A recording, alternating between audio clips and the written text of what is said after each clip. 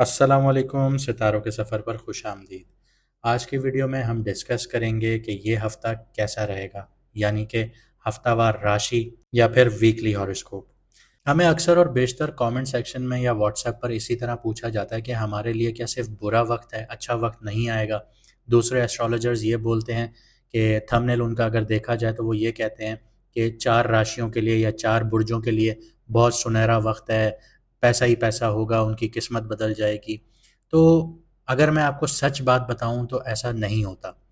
कभी भी ऐसा नहीं है कि चार राशियों के लिए पैसा पैसा होगा या वक्त बदल जाएगा या ऐसा होगा।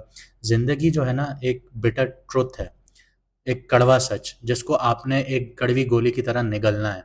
अगर आप वाकई में अपने आप को कामयाब होते हुए देखना चाहते हैं तो आपको समझना होगा कि आपकी ज़िंदगी में मुश्किलात कहाँ हैं, आपको उन मुश्किलात से कैसे निपटना है। ये इसकी मिसाल एक ऐसी ही है कि आप एक सफ़र पे चल रहे हैं और वहाँ पे सामने कांटों भरी बेल है। अब आप कांटों के ऊपर पाँव रखें या उससे बच के आगे निकलें, ये आपका फैसला है।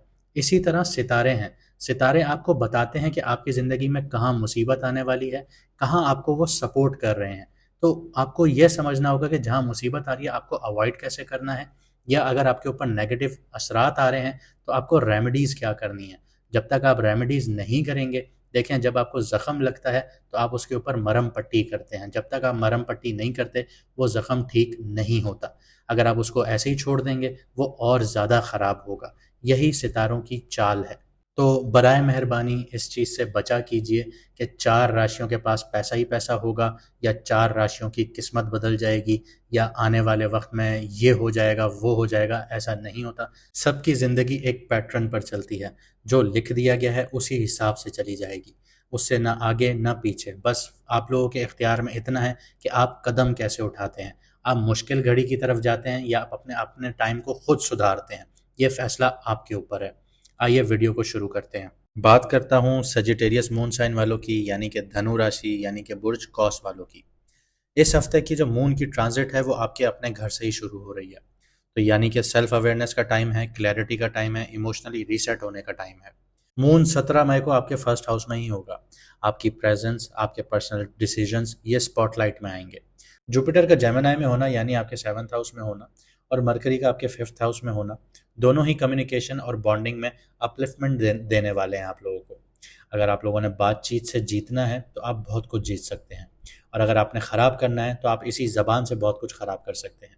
तो अपनी वाणी, अपनी ज़बान को सोच समझ कर अल्फाज निकालिए उससे, जो आप बोलने जा रहे हैं, जो आप किसी से बात करने जा रहे हैं, तो बहुत सोच समझ कर बात कीजिएगा। नेट प्लानिटरी इन्फ्लुएंस की बात करूं तो 5 बेनिफिक प्लैनेट्स हैं जो आपको सपोर्ट कर रहे हैं। मून है, जुपिटर है, मरकरी है, वीनस है, सैटर्न है। लेकिन 2 मैलेफिक भी हैं, राहु और केतु। टाइम जो है ये आपके लिए एक्सप्रेशंस का है, इमोशनल हीलिंग्स का है, रिलेशनशिप्स में क्लैरिटी का है। चलिए आगे बढ़ता हूँ, करियर और फाइनेंस की बात करता हूँ। सिक्स्थ हाउस में सन अभी अभी ट्रांजिट कर रहा है आपके। तो ये आपको प्रेशर ज़्यादा देगा, लेकिन एनर्जी भी बहुत ज़्यादा देगा। मरकरी आपके फिफ्थ हाउस में है। प्रेजेंटेशन, आइडियाज़ और क्रिएटिव इनपुट शाइन करेंगे आप लोगों के। जुपिटर आपके सेवन्थ हाउस में है, तो बिजनेस पार्टनरशिप्स में या कोलैबोरेशंस में आप लोगों को प्रोग्रेस देखने को मिल सकती है, कोई नई डील मिल सकती है। बस ध्यान रहे कि 20 से 22 मई के बीच में जज्बात में आके फाइनेंशियल डिसीजंस नहीं लेने आप लोगों ने। स्पेशली मून जब आपके थर्ड हाउस में होगा, कम्युनिकेशन से ही पैसा बनेगा या बिगड़ जाएगा। यहाँ पे अपने आइडियाज़ को शेयर करें। किसी सीनियर या मेंटोर से अनएक्सपेक्टेड सपोर्ट आप लोगों को मिल सकता है। ये आप लोगों के लिए टिप है बहुत बड़ी। आगे बढ़ता हूँ, लव और रिलेशनशिप्स की बात करता हूँ। मून का फिफ्थ हाउस का ट्रांजिट और मरकरी वीनस का इन्फ्लुएंस रोमांटिक लाइफ काफ़ी एक्टिव कर रहा है। अगर सिंगल हैं तो नए कनेक्शंस हो सकते हैं, लेकिन सोशल मीडिया या काम की जगह पर।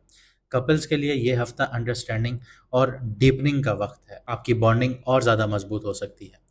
राहु फोर्थ हाउस में है, फैमिली डायनामिक्स थोड़े कन्फ्यूजन हो सकती है। यहाँ पे थोड़ा अवॉइड कीजिए ओवर रिएक्टिंग को।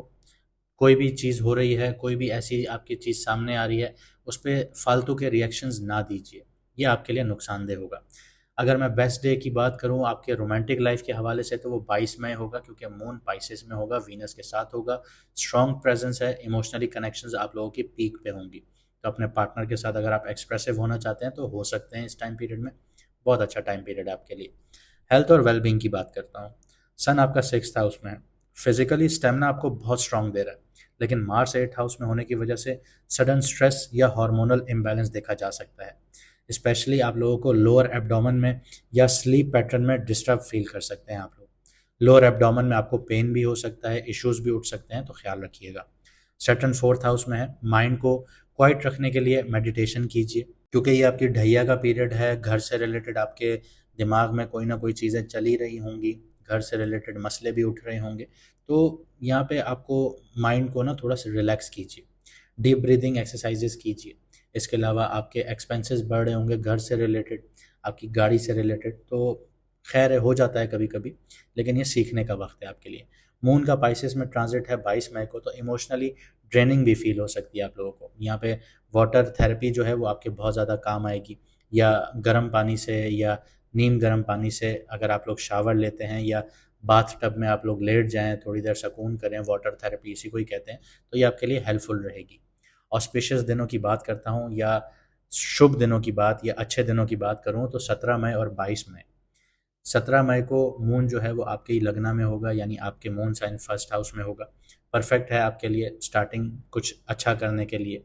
कोई भी चीज़ आप इनिशिएट करने जा रहे हैं, कोई फैसला लेने जा रहे हैं, कोई आइडिया इनिशिएट कर रहे हैं, कोई प्रोडक्ट लॉन्च कर रहे हैं, तो बहुत अच्छा टाइम होगा। 17 मई।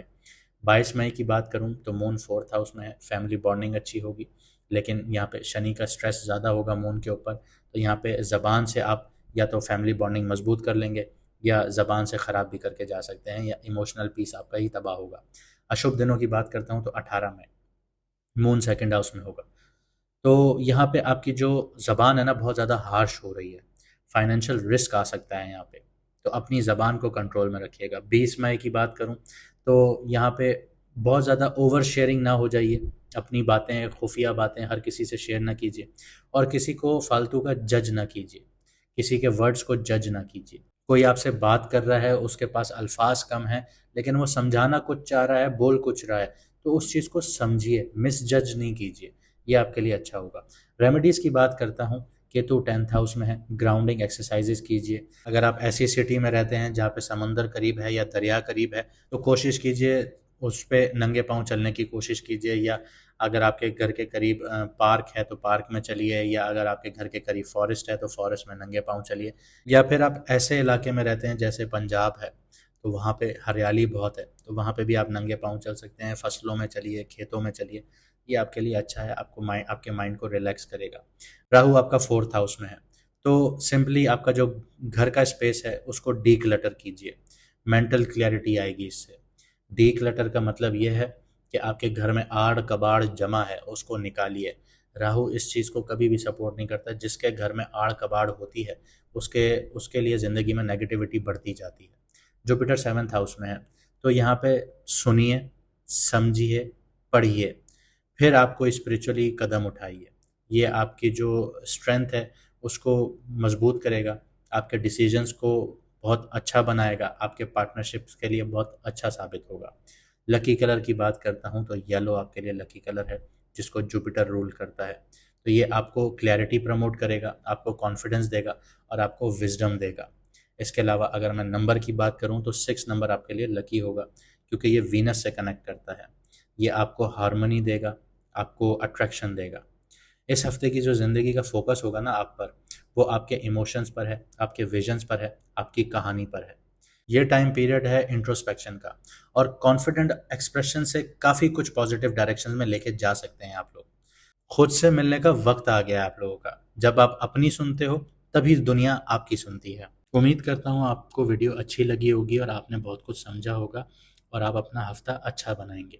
अगर आपकी ज़िंदगी में करियर वाइज, शादी के लिए, या किसी भी हवाले से मसले चल रहे हैं, तो आपको स्क्रीन पर नंबर नज़र आ रहा होगा, आप व्हाट्सएप पर मैसेज कर कर अपॉइंटमेंट बुक करवा सकते हैं। हमारी टीम आपको फर्दर गाइड करेगी, और एस्ट्रोलॉजर मैडम एन बख्श का आपको अपॉइंटमेंट स्लॉट बता देगी कि कौन सा टाइम अवेलेबल है।